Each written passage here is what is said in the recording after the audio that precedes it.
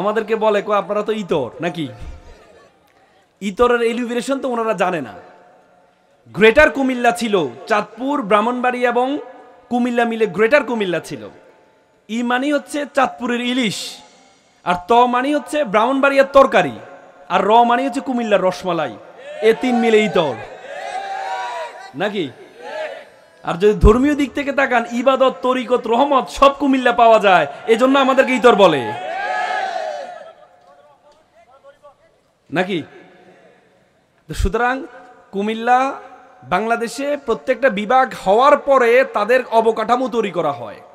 কুমিল্লা একমাত্র জেলা যারা অবকাঠামো হয়ে আছে, শুধুমাত্র ঘোষণা বাকি আছে। তো কুমিল্লা বিভাগ এটা আমাদের দাবি না, এটা আমাদের অধিকার। তো সুতরাং কুমিল্লা বিভাগ দিতে হবে, দিয়ে দাও। কেউ যদি না যেতে চায় আমাদের সাথে, যেমন যদি বলে নোয়াখালীর মানুষ, ফেনীর মানুষ, লক্ষ্মীপুর যদি মনে করে আলাদা একটা বিভাগ হতেই পারে। বাংলাদেশে অনেক বিভাগ আছে, সিলেট বিভাগ মাত্র 4টি জেলা দিয়ে বিভাগ হয়েছে নাকি, কয়টি জেলা নিয়ে?